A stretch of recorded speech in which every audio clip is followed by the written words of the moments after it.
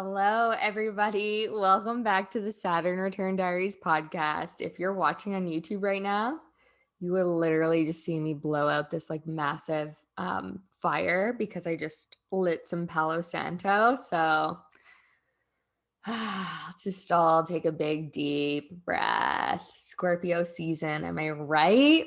Anyway, hello, everyone. Welcome back to the podcast. My name is Courtney. I'm your host. If you're new here, welcome. I've been getting a few messages recently about how there's some new people finding the podcast, and I'm super excited. I can't believe I started this in August, and we're just getting ready to wrap up season one, which is kind of wild to even think about. And I think I've posted one every week since then. I think maybe I missed one. And that was like never my intention at all. I was like, I'm just gonna, I had no expectations with this. I'm like, literally, it was so divinely guided by spirit. I don't think I can tell you guys that more than enough times. Like, it was so, I had no idea of the staircase, no idea how to start a podcast, no idea what to do. All I knew was I had the graphic image in mind, the logo, because I'm very visual. And as you guys probably have seen on my Instagram, like I am very creative, and that is how things kind of come through. So I saw it all, and I made all of the graphics, all of the images for YouTube in one night because it was so like boom. And then I was like, okay, how do I figure out the tangible stuff? But here we are. So anyway, this is going to be a solo episode today. We have one more interview scheduled for season one, and the last episode will be kind of like a culmination of the previous episodes that I've had, and just kind of doing a run through there. So season two, I'll be planning in December, but um, yeah, we're going to take a little break from the pod and come back in the new year with lots of new and fresh energy. So I wanted to do a little dive in today on something I actually found in my I was cleaning this weekend and doing a big Scorpio season purge. And I found a letter I wrote to myself before my Saturn return. So I wanted to share it here. And I also wanted to answer a few questions that I got in my on Instagram. I asked literally on every platform. And I only got a few responses, but I wanted to ask and see sort of like what people want to know about astrology and what's coming up. And that really helps me when people ask questions because it helps me understand like, okay, where am I kind of being guided to next when it comes to astrology, when it comes to my creations, when it comes to my work and service in the world. So please always ask questions. It's really, really important. And I really, yeah, embrace the questions. So thank you for sending those in. And yeah, the other thing I'll say is obviously when I'm recording this, it is Scorpio season. So I dyed my hair purple, really went full like scorpionic energy. There's a lot of energy in regards to like moving things forward, getting ready. I think some people are in a state right now of like needing to rest while others are really like pushing things out. And a lot of people feel like Sagittarius season is going to be a massive rebirth for them, or like, whoa, welcome to the world. And that is true. So the next couple weeks during Scorpio season, we are going to be ending a lot of things, closing out, culminating the things that we, kind of need to do and meet our shadows. And I have a few things that I've been really putting off that I haven't wanted to deal with. And it's like, now is the time to deal with them. And so then that way, when we get to Sagittarius season, we are ready to we can fly, we can explore. Like when we literally think about it in astrology, it's like Scorpio is like, you gotta kind of like, let's say you're going on a trip, right? And Libra might be like the season where you're like having the ideas or like you're getting ready to kind of like mood boarded and like look at the where you're going, talk about it. And then Scorpio season's like, okay, you got to like clean out your cupboards before you go on this trip. You have to like pay for it. You got to put your money out there. You got to like book all the stuff. Like you have to do that, the stuff that's kind of like not necessarily the fun stuff, but it's like necessary in order to go to the trip. Or let's say you're moving houses and Scorpio's like, you got to clean everything out. You got to like scrub the freaking sink or the wherever the kitchen, whatever. You guys know what I mean. Like the fridge. And then when you are on the plane or getting into that airport, that is Sagittarius season. Sagittarius is like, okay, let me get ready to take flight. I'm done with the hard stuff. Like, let me reap my rewards. And there's a lot going on in Sagittarius season, which I will be talking about over on my YouTube channel, my personal YouTube channel. I am Court Burns, and obviously on Instagram. So come follow me there. But it's a little bit lighter of an energy. There will be other stuff happening, but just so you guys know, if you're feeling like there's like deep integrative work going on right now, you're 100% not alone. We just had a new moon in Scorpio, which is changing a lot of the energy as well. Starting a new cycle with Mars being in Scorpio. And it's just really trying to get us to purge things out. One of the things that is really, and it's hard. I feel like a hypocrite talking about this because obviously I'm a human being and I go through this stuff too. And there's, like I said, there's things I'm avoiding because it makes me uncomfortable. Like I don't want to look at those things. They make me feel scared or um, whatever the case may be. And I think the interesting thing is, sorry, I thought I was not recording for a minute. So there's a little blip.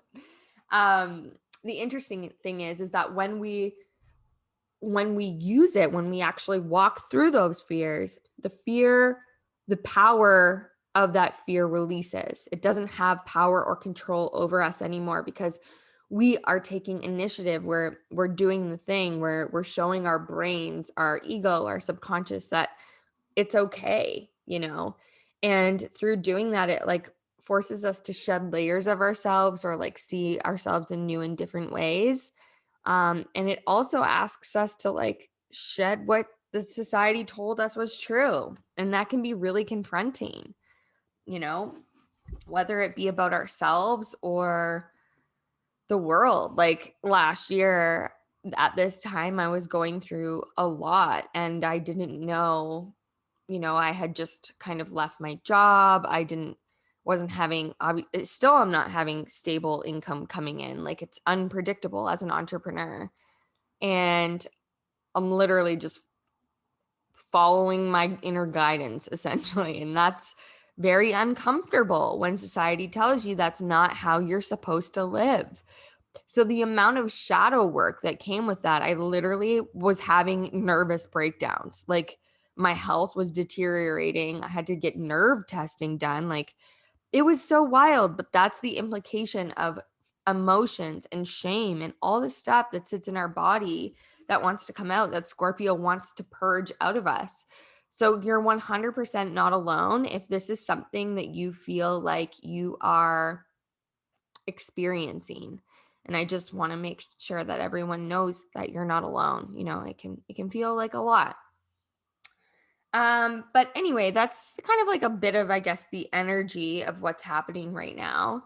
And before I go into, actually, yeah, we'll start with the questions and then I'll read you this letter to kind of close out today's episode. It's a short and sweet one today. I know last week's was quite long. And so I hope you guys are, got something from that.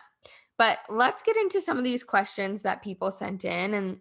And hopefully if you have a similar question, then, maybe this will help you. But as always, please let me know your questions so I can help you out. So the first question I got was, how did you find astrology and what did your spirituality look like in the beginning? This is a really good question. I've had this question a few times where people have said like, well, how did you even get into astrology? And have you always been like, the worst word, which maybe we shouldn't even use, is woke. I'm not sure if we should use that anymore. But like, when did you wake up? People say, right? And so long story short, essentially, I've always been into astrology. It's been something that I have dabbled in, used as party tricks, frequently was in cars with my friends and would be with the cab driver. I remember one specifically, I was like trying to guess his sign. And he was like basically telling me all this stuff's not real. I was like, "Are you a Capricorn?" And he was like, "How'd you know that?" I was like, "Yeah, well, I would like pull people's charts up at restaurants and bars, like so interesting. I would not do that now, but I was so into it that I was like, this is something that, I just loved it so much. And like, I felt like it was like, I was thriving when those conversations came up. And especially when you're drinking, those things can be like a little enhanced, I guess you could say. But the other thing that I will say as well is that like way long ago, there was this book that my grandma had on her fridge, and it was the Aquarius book, and she's also an Aquarius. Um, and I would read it all the time. And then I also started like kind of remembering that, I would get gifts from friends and they were all like astrology stuff. So I don't think I was ever super like openly like, oh yeah, like astrology, but I would always read my horoscopes like many people do. I remember reading columns and in them it would say like Saturn square Uranus, and I'd be like, I have no idea what that means, but I would still read them every day. And um what else? There's been a few. Oh, duh, there's a little insight here. My very first tattoo means Aquarius. So I got it when I was 18, and my parents actually paid for it because that was their way of saying this is such a great thing to do for any parents who have Aquarian children. But they were like, she's gonna do it on her own. If we You need to wait till you're 18 and we will pay for it for you.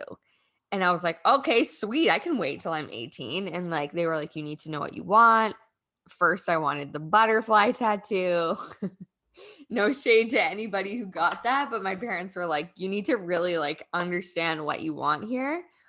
And so anyway, I had obviously changed my mind. And when I got to the age of 18, I was like, I want the it's the it's not a Chinese zodiac, but it's like zodiac Chinese lettering for zodiac symbols. And I just really liked the way that they look together. So I got it up my side.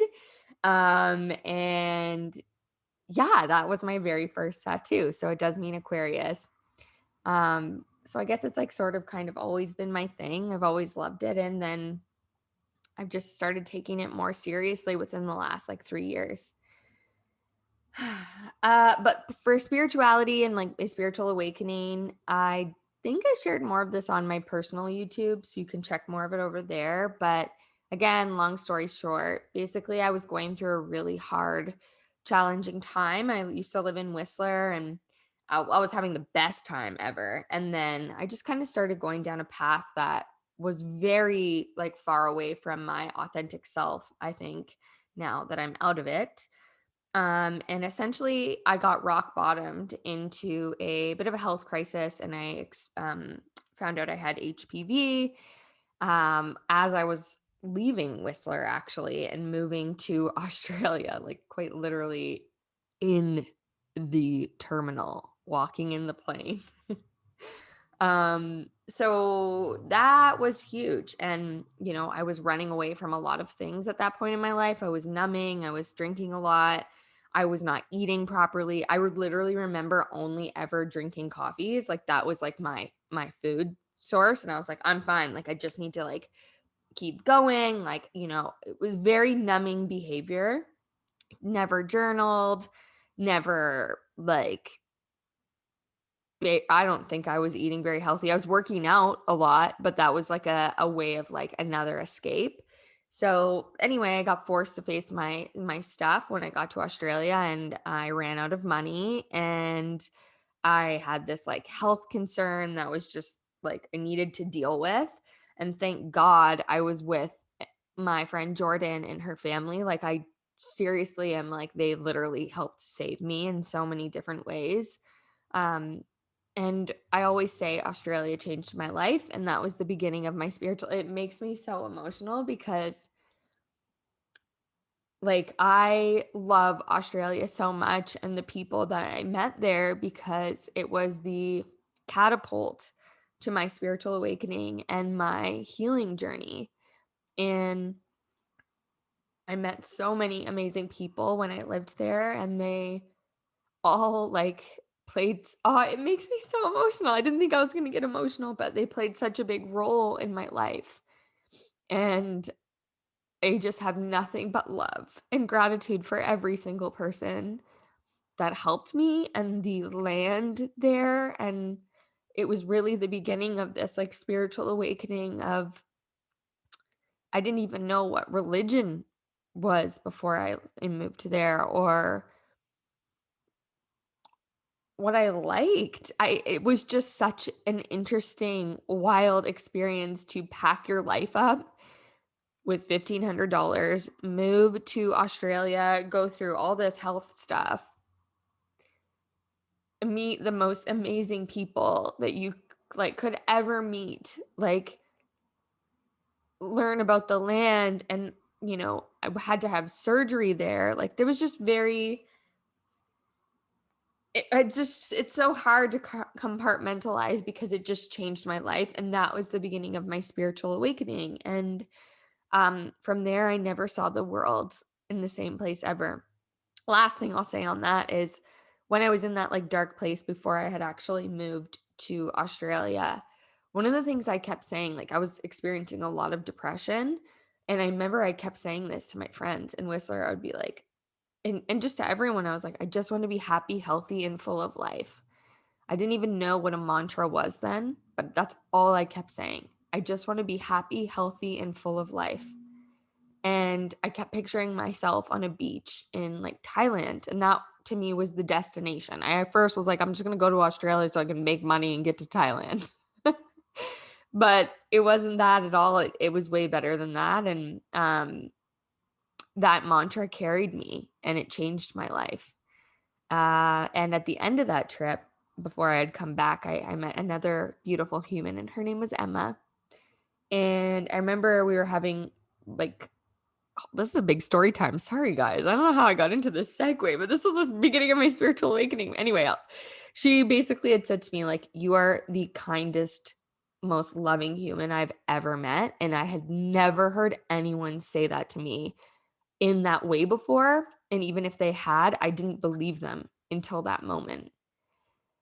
And it was just a testament of like, wow, I've really gone through a lot, and I've, cracked myself open. And anyway, it was just such an amazing journey. And I did it on one and only Hayman Island and throughout Australia. It was just so crazy. So anyway, if anyone from Australia who I know listens to this, you guys literally were the biggest like soul fam, spiritual awakening people. And I just have my heart just is like, I can't even, I'm like, I'm so grateful for them. Anyway, let's move on to the next question because I could keep talking about that forever. Okay, so the next person said okay, what are a few tips to regularly review and understand current transits in our own charts? This is a great question, and I actually cover this in Astro 101, so that will be a digital course coming in December for everyone if they want to purchase it. But on my personal YouTube as well, and I'll link all of this below, but I actually did a video of where you can find the transits and how you can look in your own chart. A great way to do this is, so let's say, for example, you're following an astrologer and they say, oh, well, it's Scorpio season, or Mercury just moved into Capricorn, whatever it might be that they're posting. A great way to do this is to pull up your chart and see where those are in your own chart, where they're transiting on the outside. Now, because I can't show it to you right now, go and watch that video on my YouTube channel to understand more of what I'm talking about. But that's the greatest way, in my opinion, to kind of start learning that. And then get familiar with, when things change. So Instagram's great because people, who are astrologers or people who are online talking about the planets ingressing and changing into different signs, you'll be able to use that as an indicator. Oh, so and so said that, Venus is in Capricorn and it's retrograde. Okay, I'm going to go look at my own chart and see where Venus is on the outside in that blue circle. Where is it going retrograde? And where is it moving over top of my own chart? That's a great way to start. Okay, next question. So someone said, is it normal to have two planets, my North Node, my Moon, and Saturn, all in the same house? Yes, of course. There are certain houses will have more planets than others, and some houses will have none. And that doesn't mean anything bad. That just means that your soul has a lot of energy or exploration to discover within that theme of that house. And, things that maybe are your gifts, are your talents, or karmic lessons that you have to learn. So, let's say, for example, this person is saying they have their North Node, Moon, and Saturn all within the same house. Obviously, it depends what sign they are experiencing this in. And obviously the house, but North Node is our direction, right? It's like the destiny of our soul wants to move in this way, which is slightly uncomfortable for us. And so we kind of integrate the South Node and bring it with us in that direction. And the Moon is our inner emotions and feelings, while Saturn is our structure and our teacher, of our responsibilities in this lifetime. So you would clump all those together. Obviously, depends how close they are within degrees. But that would give you a good picture. So maybe your soul is, part of your responsibilities or your lessons in life, your karmic patterns, that's Saturn. Are connected to something very intuitive or with your emotional world, something that has to do with your inner subconscious even. And your soul wants to go this way. So this could even look like maybe building something that's connected to your emotional world or intuition. That's just a very quick way of looking at that. I would have to obviously look at your chart for more info, but yes, you can have, if there's two or more planets in a house that are closely conjunct, um, three or more planets closely conjunct, then you have a stellium. And that's just a lot of energy in one house for your soul to explore. So it is completely normal. Some people have like six in there, like it's so individualized. So great question. All right. So the next question was, are you self-taught? And when it comes to astrology, or did you take a course? So yeah, I guess I kind of talked about this before, but at the beginning there, but I am mostly self-taught, but I also took a course in 2020, which really helps me catapult um, into my deeper knowledge and understanding. So I've been learning astrology for the past like 5-6 years, deeper than just sun sign horoscopes.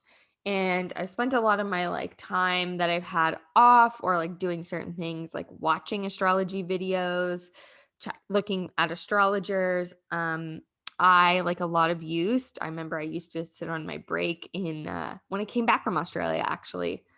I would sit in my car on my break where I was working, and I would read all of the people's moon reports on Instagram, like the moon is in this, like spirit daughter and stuff. And I just felt so like inspired by all of that, and that really helped me start to understand different languaging. So yeah, and I would listen to podcasts. I do have a few books, and just really let my curiosity lead me essentially. And then in 2020, I was like, well, is it possible to become an astrologer? Because how do you do that? Looked it up on YouTube, found expanders, people who were like doing this already. And I was like, okay, like I guess I'm doing it. So I did it.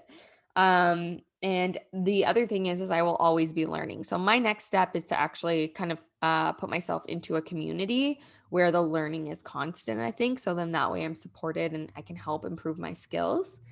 Um, and so, yeah, that is sort of that. But I did take a course through the Leo King. I love him so much. A lot of people might feel a little triggered by him. But I really resonate with him, and I really like the way that he is his very Leo self. It's not a surprise to anyone. I don't think I love Leos. I love them so much. I love when they're like in their highest expression, just like, yes, like I don't know. It just makes me really happy. So I really resonated with what he had to say, and I decided to invest in the course. I learned all the basic stuff. I also learned how to read a chart. And then also in that course, there is a relationship piece, which I haven't gotten to yet, but that's coming soon. So yeah, okay. And then let's see what else. So the last question I'll answer, I think this was the last one.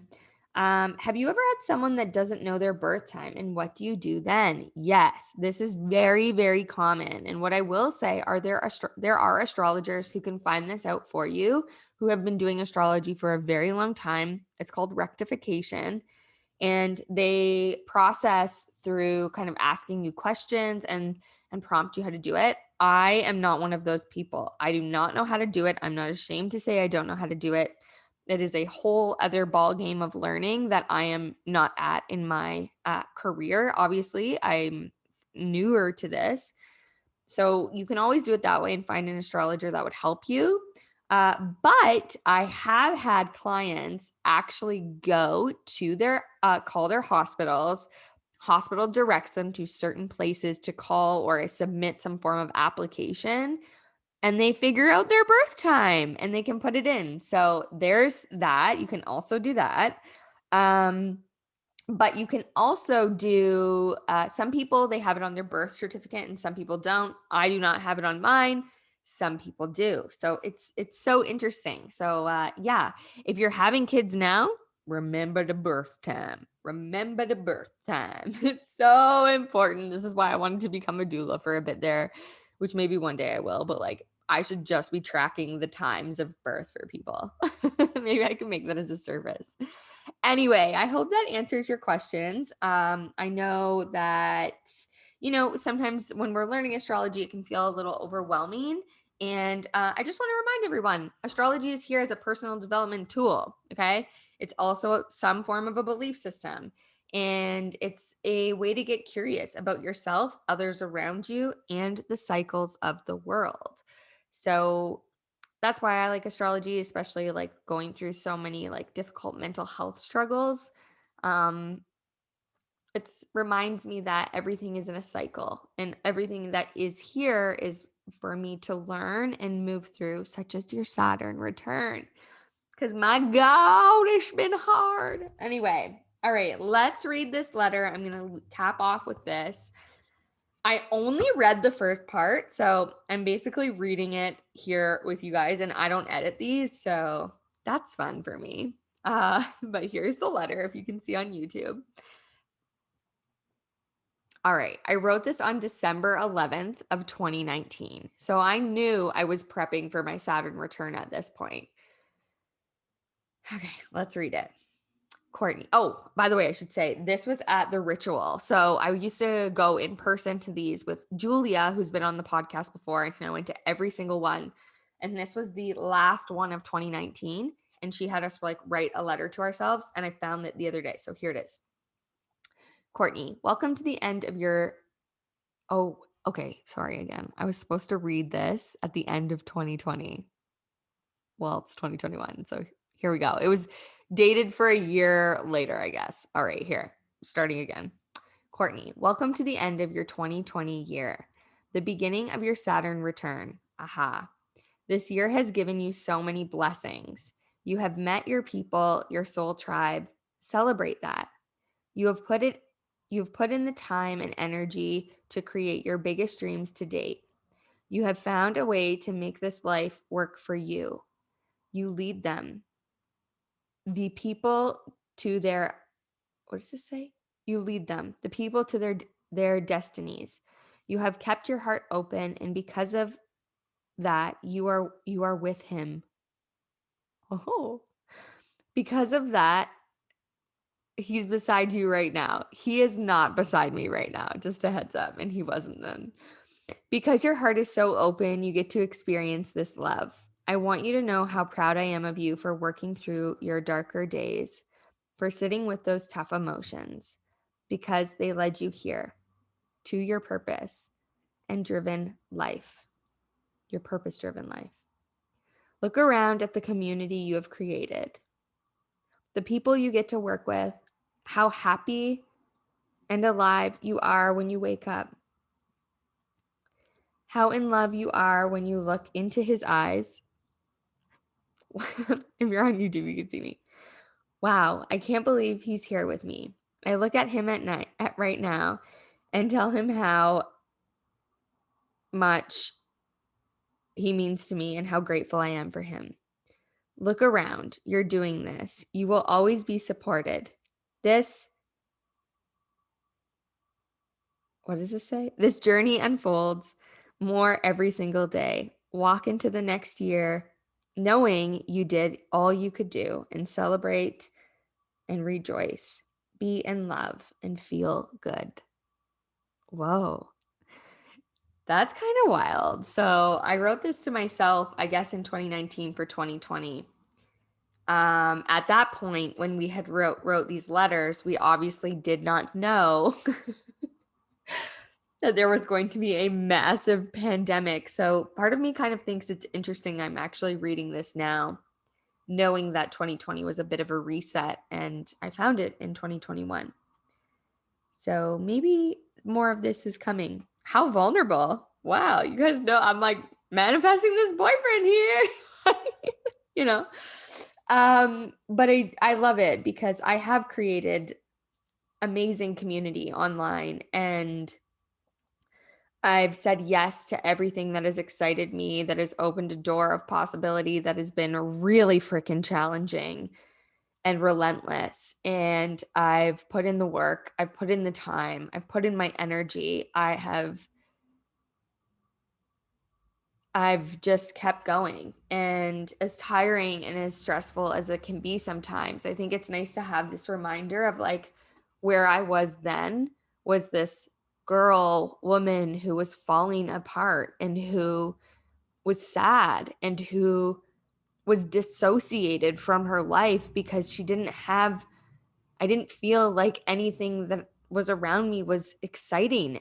Like it was all dying. It makes me wonder now if it's like, okay, now is the time that you get to be reborn and become the phoenix. And, yes, this journey is still continuing in my Saturn return, but it literally says, look around. You're doing this. You will always be supported. That's a big statement for me. You will always be supported. Well, friends, thank you for being here, and thank you for listening to another episode of Saturn Return Diaries, the podcast. It means so much to me that when you guys reach out and tell me that when I share or when other people share their stories, it lands with you and it makes you feel not so alone, or it makes you feel like you're learning something. That is my only hope and intention with this podcast. So I'm excited to see what comes in the next year with Saturn Return Diaries. Haven't gotten many things through yet, but I've gotten a few, and we should see what comes of it. So yeah, we'll stay tuned for that. Next week's episode is going to be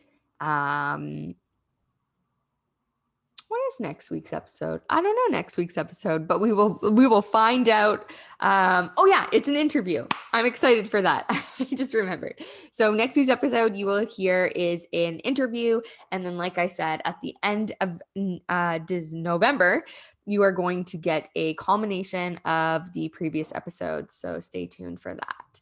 I love you all so much. If you're on YouTube, hit that subscribe button. Give me a like. Supports my channel. And if you're in the podcast places, give a review. I will see you guys in the next episode. Bye.